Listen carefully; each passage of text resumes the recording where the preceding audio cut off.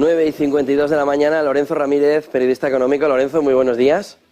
¿Qué tal? ¿Cómo estás? ¿Has dormido algo? Estoy preocupado, Yo creo que Moncloa nos tendría que decir si Sánchez ha emigrado.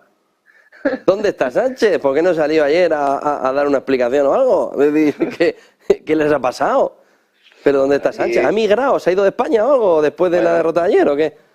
Todo lo contrario que los otros, ¿no? Porque tanto en Madrid con Feijóo queriéndose apuntar el tanto de una victoria que en ningún momento es suya, como en el caso de Andalucía, ¿no? Con ese famoso efecto Moreno, que casi no dejó hablar al que va a ser el futuro alcalde de Sevilla.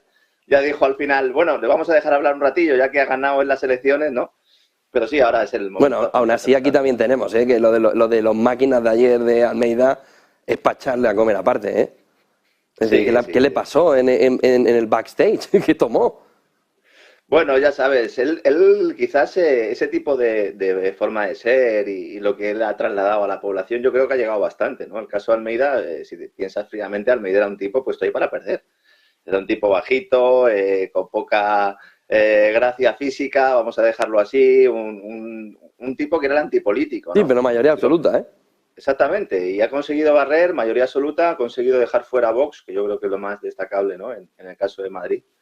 Vox, aunque efectivamente es una tercera fuerza política y yo creo que eso ha quedado medianamente constatado, yo creo que tiene un gran problema ahora. Yo en ese caso sí que voy contra el discurso oficial, pues tiene un problema porque si ahora apoya al Partido Popular en las diferentes comunidades autónomas utilizando el discurso ese tan fácil por otra parte de que realmente dicen, bueno, no vamos a dejar que gobiernen los otros, a ver con qué cara te presentas luego como oposición al gobierno en las próximas elecciones. Yo creo que Sánchez puede aprovechar en parte todo esto para intentar aglutinar ahora parte del voto de la izquierda, ese que ha desaparecido de Podemos y que en buena medida yo creo que se ha quedado en casa.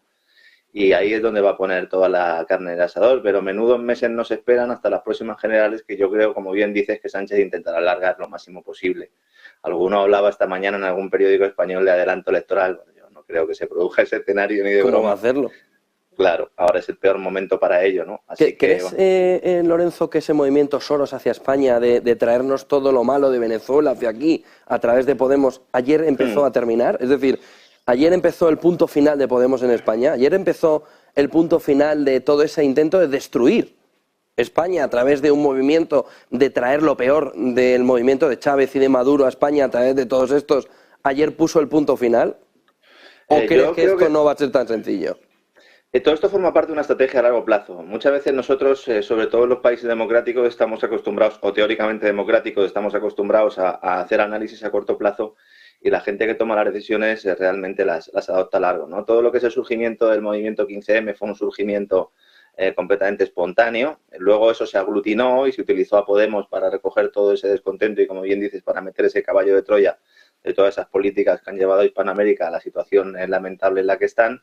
Era una estrategia para, en el fondo, reforzar el bipartidismo. Esto parece contraintuitivo, pero realmente es así. Tú creas un desastre tremendo y al final la gente se va a los grandes partidos, que es lo que ha ocurrido y lo que va a ocurrir en el futuro. La idea en general de los burócratas europeos, de Soros, de las élites en general, es que se produzca a largo plazo un pacto PP-PSOE de alguna de las formas, y para eso Vox va a representar el muñeco del pim pam pum, ¿no? Y es un poco esa idea. El tema de Podemos, las políticas adoptadas aquí, yo creo que se van a seguir aplicando de otra manera, a la manera más burocrática europea, pero se consigue desactivar algo que incluso a los propios monstruos que lo habían creado les preocupaba, ¿no? Que era ese auge de esos movimientos de extrema izquierda. Y luego, en el caso de Española, han tenido un aliado claro en los propios responsables de Podemos, o irresponsables dirían algunos, porque no daban el nivel suficiente ni siquiera para poder comparecer públicamente. Entonces, claro, eso se ha diluido como un azucarillo y veremos realmente si se produce ese pacto entre Feijóo y un PSOE que se mantendría fuera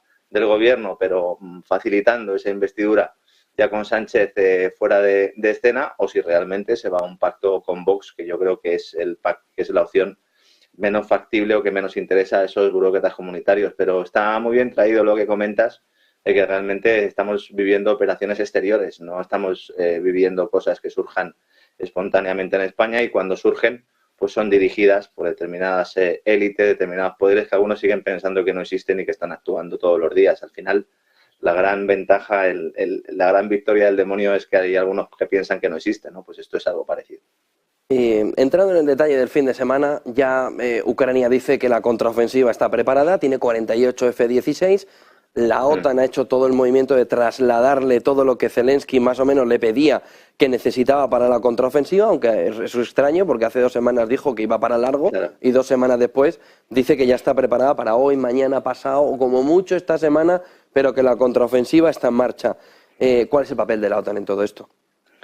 Bueno, lo que ha pasado para que se haya producido ese cambio, ese giro de 180 grados es Victoria Nolan. Fundamentalmente es Victoria Nolan, su secretaria de Estado de Asuntos Exteriores de la Casa Blanca, que ha participado en un foro en Kiev a finales de la semana pasada, organizado por la fundación del que fue primer ministro ucraniano justo tras el golpe del Maidán, puesto que consiguió precisamente gracias a la propia Nolan. Le invitan siempre a este tipo de foros. Foros de seguridad, dicen que se llaman. Yo siempre los denomino foros de inseguridad porque siempre está el complejo militar industrial ahí actuando.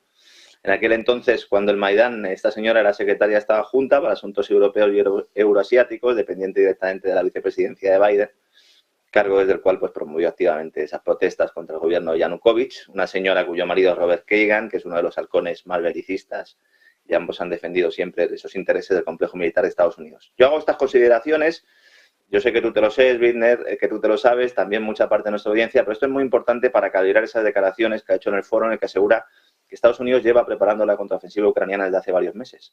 Ha dicho que es Estados Unidos quien lleva preparando esa contraofensiva, ¿no?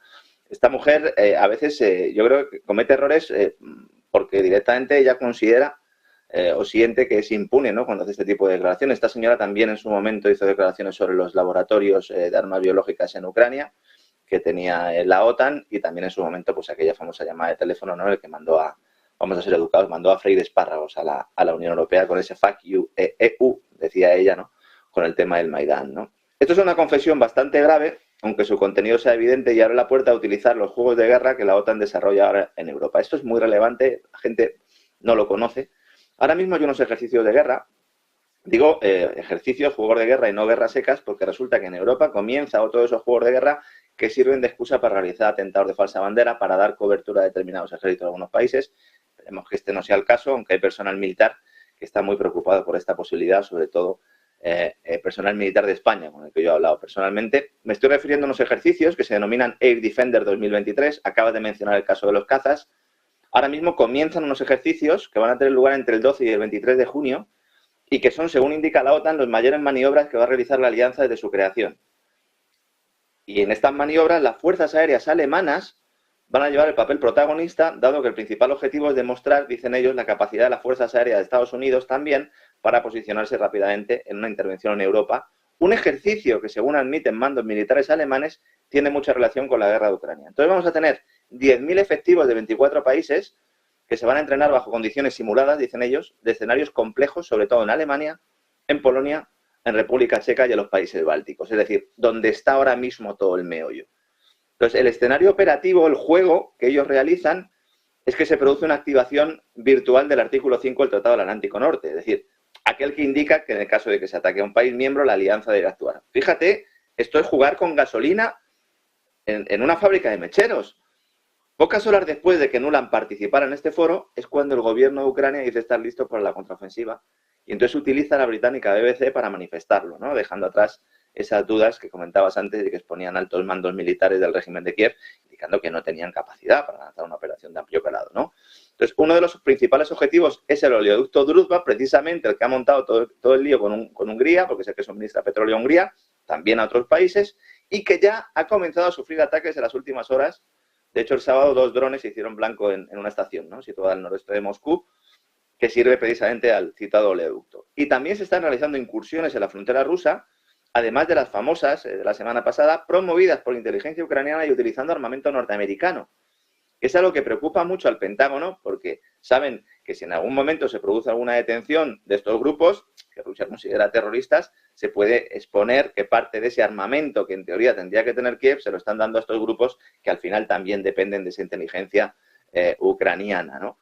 Entonces, si tenemos los ejercicios de la OTAN, una coartada, también de alguna manera el hecho de que Ucrania, de que Kiev pues esté un poco desesperado tras esa caída de Bakhmut, de Artyomov, que dirían los rusos, no, pues es una situación muy tensa, ¿no? Yo entiendo que muchos que nos están viendo en casa dirán, pero ¿cómo es posible que en medio de una guerra se realicen simulacros de guerra en los que además se establecen como escenarios clave territorios clave de esta guerra.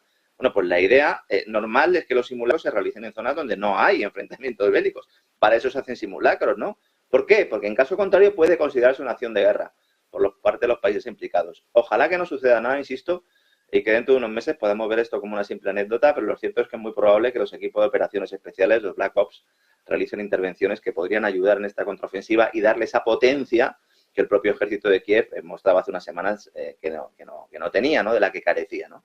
Veremos lo que pasa en los próximos meses, pero Nolan ya ha avanzado que esta contraofensiva se va a producir y, bueno, pues tendremos noticias, ¿no? En los próximos días. ¿Crees, Lorenzo, que este movimiento escalará la guerra? Porque este fin de semana ya hemos visto a Rusia señalar al Reino Unido y toda la fotografía que nos están enseñando apunta también a una escalada en la que Occidente ya no va a poder estar fuera de ese entorno, sino que Rusia le mete en toda la fotografía. La duda es saber no solo si la escalada ya con esta línea roja de los F-16 ha llegado, sino de qué manera la escalada va a afectar a Occidente en el sentido bélico. Es muy posible también que esta contraofensiva sea una contraofensiva, de alguna manera, una especie de maquillaje para intentar salvarle la cara al ejército de Ucrania, pero si realmente se produce una operación en la que participa armamento OTAN, la escalada yo creo que es evidente. Ahora mismo Rusia está haciendo declaraciones, pero solo declaraciones en este sentido. China le ha pedido que baje un poco el pistón y que más allá de las declaraciones no realice ningún tipo de intervención. Veremos hasta qué punto esta contraofensiva es algo más estético o algo más directo. Si es más directo, evidentemente habrá escalada y entonces tendremos un problema mayor que beneficiará a una parte del Pentágono, a una parte de ese complejo militar industrial, pero perjudicará también a otras. Recordemos también que hay una pelea importante en Estados Unidos para ver por dónde se dirige esto. Hay una parte de la CIA, de los servicios de inteligencia, que quieren que esto termine, que son precisamente los que están suministrando información a Seymour Hersh, el periodista que destapó lo de Nord Stream y algunas otras informaciones que hemos conocido. Y también esa batalla se está librando en Washington. Es curioso, pero a lo mejor para saber realmente cuál va a ser el final de la guerra de Ucrania tenemos que mirar más a esa pelea, a esa guerra interna en Washington y a los intereses electorales del propio Biden, ¿no? Que también se enfrenta a unos comicios dentro de un año que son muy relevantes y que van a ser muy importantes, ¿no? Tenemos el fin de semana que viene reunión de la OPEP. Ya hemos visto que en la última reunión dijeron, pero no hicieron, sobre todo Rusia con esa reducción. ¿Cómo está la situación actual entre Arabia Saudí y Rusia? Los dos quieren cerrar el grifo, los dos quieren abrir el grifo. ¿Qué es lo que se está viendo alrededor de la próxima reunión de la OPEP? Bueno, Wall Street Journal nos exponía, ¿no? Hace un par de días una supuesta pelea en el seno de la OPEP que tiene más, yo creo, que de deseo que de realidad y que se fundamenta en el distanciamiento que ha puesto el régimen saudí respecto a Estados Unidos, ¿no? Con petición oficial de entrada en el club de los BRICS incluida, que precisamente también tenemos cumbre de los BRICS y Arabia Saudí pues ha solicitado junto con otros 29 países su incorporación formal a este club, ¿no? Hace una semana el ministro de Energía saudí ya aprovechó su intervención en el Foro Económico de Qatar para abrir la puerta a una reducción de la producción de crudo, para así impulsar los precios. No lo dijo claramente, pero dijo que Occidente no debía confiarse con el actual escenario de precios en un mensaje dirigido fundamentalmente a los cortos, ¿no? Es verdad que el petróleo pues acumula una bajada de más del 30% en los últimos 12 meses. En abril, la OPEP Plus, es decir, Arabia Saudí y Rusia, confirmaron un ajuste de producción voluntario adicional de 1,6 millones de barriles al día. Cuando se planteó que era voluntario yo no lo entendí bien, luego ya lo comprendí. Es que Rusia se lo iba a saltar. Y se lo iba a saltar con el beneplácito de Arabia Saudí. Ahora Arabia Saudí le ha dicho a los rusos, oye, está muy bien esto, pero ya hay que seguir cerrando el grifo porque si no el precio se nos va a los suelos. Arabia Saudí había anunciado este recorte de 500.000 de barriles diarios, al que se sumaron en distinta medida otros países de la OPEP, y Rusia anunció que ampliaría hasta final de año el recorte de 500.000 barriles al día anunciado tras la entrada en vigor del tope famoso al precio de las exportaciones de crudo. Sin embargo, como sabes, los datos indican que Rusia no ha cumplido su parte de este acuerdo.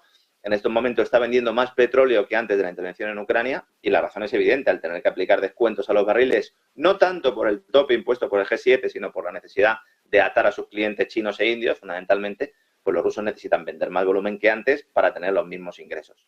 A lo cual hay que sumar que Putin pues, ha decidido elevar los impuestos a las petroleras rusas para cuadrar su presupuesto fiscal. Y mientras tanto, los inventarios de Estados Unidos, que este es otro elemento muy relevante, siguen en retroceso. Y los vendedores en cortos están empezando a dar cuenta de que todos estos elementos podrían llevar a la OPEP Plus a realizar un nuevo recorte en la producción, que llegaría en un momento de elevada demanda porque a pesar de la recesión o la estanflación en Europa y en Estados Unidos, la Agencia Internacional de la Energía insiste informe tras informe que la demanda mundial de petróleo alcanzará este año un nuevo máximo histórico, superando los 100 millones de barriles diarios. De hecho, acaba de revisar en 200.000 barriles diarios al alza su proyección anterior de demanda. De este modo, la agencia espera más o menos un aumento del consumo mundial de petróleo de 2,2 millones de barriles diarios respecto al dato de 2001. Con lo cual va a haber un elemento ahí importante alcista en los precios, ¿no? Veremos qué ocurre en la reunión de la OPEP, que tendrá lugar en todos unos días, pero si en esta o en la próxima, cuidado que puede ser la próxima, los países productores deciden reducir la oferta, es muy probable que los precios suban hasta el punto de que puedan dificultar a Estados Unidos volver a llenar sus reservas, que están en su nivel mínimo, el más bajo desde el principio de los años 80, ya que la Casa Blanca decidió poner en el mercado millones de barriles para intentar rebajar la factura energética de los hogares y empresas estadounidenses, con la mirada también puesta a las elecciones del año que viene, otra vez un componente electoral. Evidentemente, todo esto también tiene un efecto sobre la inflación.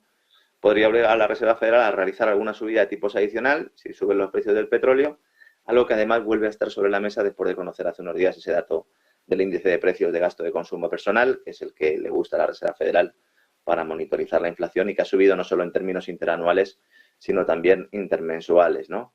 Yo sigo convencido de que a medio plazo se van a cambiar los objetivos de inflación de los bancos centrales. Seguramente nos vayamos a un 3 o un 4%. Es imposible volver al 2% de inflación a no ser que se produzca una catástrofe económica. Y es muy difícil que la Reserva Federal permita que se produzca una catástrofe económica a las puertas de unas elecciones en Estados Unidos. Tenemos el tema del hidrógeno que sigue comportando una parte de la fotografía, pero ojo, porque ahora toda esa conexión que nos vendieron con Marsella desde Cataluña para cambiar el Marma, no sé cómo le llaman ya, parece que puede quedar en nada, sobre todo si Italia nos adelanta. ¿Y qué es lo que está sucediendo con el hidrógeno verde Italia, España y sobre todo Alemania, Lorenzo? Hay una pelea para ver quién se acuesta con Argelia y para ver quién tiene mejores relaciones con Argelia. Y desde luego los movimientos que ha hecho el gobierno de Pedro Sánchez acercándose a Marruecos, entregándole el Sáhara Occidental y prácticamente poniéndole una alfombra roja al régimen marroquí, pues no han ayudado nada en todo esto, ¿no? Mientras aquí se ha anunciado ese famoso hidroducto, pues que va a depender en buena medida de que Francia pues finalmente dé su visto bueno, aunque Alemania parecía que sí estaba muy interesada en recuperar ese hidrógeno. Recordemos, el hidrógeno no lo necesita España, no lo necesita fundamentalmente Alemania para sustituir parte del metano que ya deja de llegar por la ruptura de la alianza energética con Rusia. Nos están vendiendo la idea del hidrógeno. El hidrógeno fundamentalmente lo necesita Alemania. Luego es verdad que puede servir para complementar el mix energético en otros países y sobre todo en países que tengan energías renovables, pues utilizar la electrólisis utilizando fuentes renovables para producir este hidrógeno, que por eso se le llama verde, aunque realmente la gran potencia la tiene Francia con el hidrógeno rosa producido a partir de energía nuclear, ¿no? En este contexto, Alemania, Italia y Austria han firmado un acuerdo para construir un corredor de hidrógeno renovable que va a competir con el impulsado por España, que recordemos que es solo un proyecto, se está buscando dinero, no hay nada más que eso. Y entonces España está buscando socios en el sector privado, en Agas, después de haber solicitado la correspondiente subvención europea. Entonces, la clave del proyecto liderado por el gobierno de Meloni está en Argelia, que no solo es una potencia gasista, sino que aspira también a serlo en el ámbito de las energías renovables. Aunque en realidad todo esto es propaganda, no nos engañemos. Ese hidrógeno que nos dicen que va a ser verde, en realidad será producido con combustibles fósiles, al menos al principio, según admite el propio gobierno argelino, Italia, Austria y Alemania. Entonces, el propio gobierno de Argelia ha dicho que invertirá en energía solar, que va a invertir en energía hidráulica, pero que en estos momentos el hidrógeno azul, es decir, aquel que es generado por electrólisis usando la quema de gas, es el principal elemento que está sobre la mesa, ¿no? Recordemos que hay una pelea importante en Europa sobre este tema. Francia quiere que se potencie el hidrógeno rosa, producido con fuentes nucleares, España el verde, con renovables, y Italia va a apostar por el azul, al menos de momento. Por eso es tan relevante que los ministerios de energía de Austria, Alemania e Italia hayan firmado una carta conjunta de apoyo al desarrollo de lo que ellos denominan un corredor meridional del hidrógeno en la Unión Europea. Después de realizar esta carta o este proyecto formal, ya se solicita el dinero, proyectos de interés común de la Unión Europea.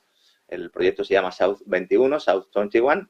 Entonces, la idea es que con una capacidad de importación de hidrógeno de más de 4 millones de toneladas al año desde el norte de África, pues este corredor pueda cubrir el 40% del objetivo de importación que establece la política europea en el marco de ese programa Repower EU. Entonces, la iniciativa se centra en el uso de infraestructuras de gas natural existentes que se reconvertirían al transporte de hidrógeno. Recordemos que Italia recibe el gas argelino a través de Transmed, en España a través de Medgaz, empresa gestionada por Naturgy y por la norteamericana BlackRock, que es otra de las que se está forrando con todo este proceso. Aunque se van a tener que realizar construcciones adicionales cuando proceda. Las empresas han presentado la iniciativa, dicen que van a reconvertir buena parte de esos gasoductos, que será rentable. Fíjate si será rentable, que están pidiendo subvención a la Unión Europea para hacerlo. Tan rentable no será cuando necesitas dinero público, ¿no? Pero en todo caso ahí va a estar una parte muy importante de la pelea, ¿no? Aunque la clave la van a tener países como el Congo, en los que la electrólisis se realiza empleando hélices ubicadas en grandes ríos. Esto es estupendo porque las corrientes aseguran el suministro continuo de energía para poder extraer el hidrógeno. Y vemos así como África va a ser muy importante para garantizar ese suministro energético a Europa, sobre todo si le sumamos el hecho de que Nigeria, otra gran potencia, en su caso hidrocarburos, con otro proyecto sobre la mesa, el gasoducto transsahariano, que va a llevar el gas a Italia y a España también, siempre claro está que Argelia no cierre la puerta al gobierno español por sus buenas relaciones con Marruecos. Y este es un tema fundamental que va a tener que gestionar el propio gobierno, sea del color que sea, junto con empresas como Naturgy, que son al fin y al cabo las que traen ese gas argelino a nuestro país, José Antonio.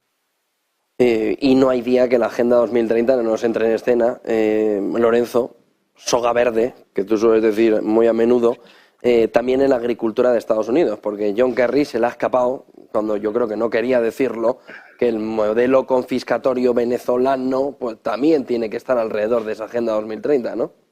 Venezolano y holandés, ¿no? Porque Sí. en Europa quizás sea en Holanda, ¿no? Donde más se está llevando a cabo. Sí, desde luego las pequeñas granjas lo tienen crudo en Estados Unidos, no solo en Europa, según el zar del clima de Biden, John Kerry, que está presionando para que el gobierno federal de Estados Unidos tome medidas enérgicas, dice él, contra la agricultura en América para combatir el calentamiento global. Fíjate hasta dónde llega el asunto cuando la agricultura siempre había garantizado la biodiversidad, cuando la agricultura siempre había servido, ¿verdad?, para proteger los ecosistemas. Ahora nos dicen que es mala para la naturaleza y que por lo tanto hay que destruirla. Y dice, oiga, entonces ¿cómo vamos a comer? Kerry insiste en que Estados Unidos debe reducir masivamente la agricultura por el tema del nitrógeno, utilizando un poco el criterio holandés y siguiendo pues esos designios, ¿no?, que se marcan en Naciones Unidas, en el Foro Económico Mundial y en todos esos organismos supranacionales. Entonces, según este tipo, el mundo dice que no puede hacer frente al cambio climático sin ocuparse primero de las emisiones del sector agrícola y que los agricultores estadounidenses tienen un lugar destacado. Esto lo ha dicho él en la cumbre de la misión de innovación agrícola para el clima, que se ha celebrado en Washington. Fíjate, le llaman innovación agrícola, aquí tenemos un ejemplo más de la neolengua orwelliana, cuando en realidad lo que quieren decir es el asesinato de la agricultura. Y él plantea esa idea de que la agricultura genera el 33% de todas las emisiones del mundo. Y dice, bueno, oiga, ya, pero es que las plantas tienen que comer CO2, ¿no? O sea, si llegáramos a un mundo sin CO2, realmente las plantas no podrían vivir. A lo mejor ese es su objetivo, ¿no? Hay un momento en el que él admite y dice, hombre, no podemos llegar a cero emisiones netas, pero no podemos hacer el trabajo de reducción a menos que la agricultura esté al frente y esté en el centro de la solución, ¿no? Entonces, cuidado, cuidado porque estamos ante una tendencia que no solo es europea, sino también estadounidense. El caso de Holanda es evidente, con esa propuesta del gobierno holandés respaldada por Bruselas de confiscar y cerrar numerosas granjas para cumplir los objetivos marcados en la agenda climática mundial. La propuesta de confiscar y cerrar las granjas para cumplir con esos objetivos es realmente draconiana y están esperando ver si tiene relativo éxito para poder aplicarlo en otros países. En Francia lo van a tener crudo, pero en España, teniendo en cuenta lo rápido que se asumen todo este tipo de ideas, yo creo que los agricultores españoles pueden empezar a temblar, ¿no? Los que queden, porque de verdad que las políticas que se han llevado a cabo en los últimos tiempos de destrucción agrícola son bastante notables, ¿no? Hay un informe técnico publicado en el año 2021 por la Comisión Europea, que es una confesión en toda regla, y que admite que al final esta estrategia lo que lleva es a una reducción de la actividad agrícola y ganadera, con descenso de producción y cierre de explotaciones, y los burócratas de Bruselas nos dicen que esta reducción se verá compensada por el traslado de la producción de alimentos a países de fuera de la Unión Europea. O sea, a lo mejor así entendemos la cantidad de subvenciones que está recibiendo Marruecos para su agricultura, el hecho de que el tomate marroquí, por ejemplo, haya inundado el mercado europeo, mientras que las importaciones de países de Europa de tomate que procede de España se han derrumbado. Y como vemos, si renunciamos a la soberanía alimentaria, tras años de políticas agrícolas que decían proteger a los productores locales, ¿para qué se monta la Unión Europea? Para proteger fundamentalmente el tema del acero y el tema de la política agrícola común. Si el objetivo real fuera el cuidado del medio ambiente y de la salud alimentaria, se pondría el foco en hacer la agricultura y ganadería más eficiente, manteniendo un alto nivel de compatibilidad con el medio ambiente, en lugar de destruir las granjas y los cultivos, ¿no? Entonces es importante que comprendamos que la Agenda 2030, los Objetivos de Desarrollo Sostenible, si uno los mira de una forma objetiva, sin ningún tipo de criterio, pues descubre que rápidamente dice, oiga, pues estos objetivos todos los deberíamos buscar, la reducción de la desigualdad, el que todo el mundo tenga agua potable. El tema es el camino al cual nos quieren llevar para alcanzar esos objetivos y que luego realmente no se alcancen. Los gobernantes aspiran a configurar una acción integral para inventariar y controlar toda la tierra, lo cual explica por qué determinados terratenientes han comprado mucho. En Estados Unidos Bill Gates es uno de los ejemplos, pero hay otros muchos compradores. También el agua, lo comentábamos hace unas semanas, el tema de la fauna y la flora, evidentemente, los recursos minerales, la energía, pero es que también la atención médica, la educación, la información y, en definitiva, todos los seres humanos del mundo que lo que quieren es que se identifiquen digitalmente y entonces esta granja sí que les gusta a estos tipos, esta granja sí la conservarían, esta granja que crean los burócratas ayudados por determinadas multinacionales que son los que están sacando partido de todo este proceso. José Antonio, vemos como esto sí que es un fenómeno completamente global. Muchas gracias, Lorenzo Ramírez. Fenómeno es que a las 11 sale Sánchez, va a salir de la cueva y va a intentar dar la cara. Como el oso, ¿no? Hombre, si va a dar la cara, yo creo que ahí sí que puede hacerlo bien, ¿no? Porque otra cosa no, pero cara yo creo que tiene suficiente el presidente de gobierno. Lorenzo Ramírez, buen día, buen negocio. Un abrazo igualmente. Bueno, tenemos varias cuestiones antes de despedirnos. 11 de la mañana.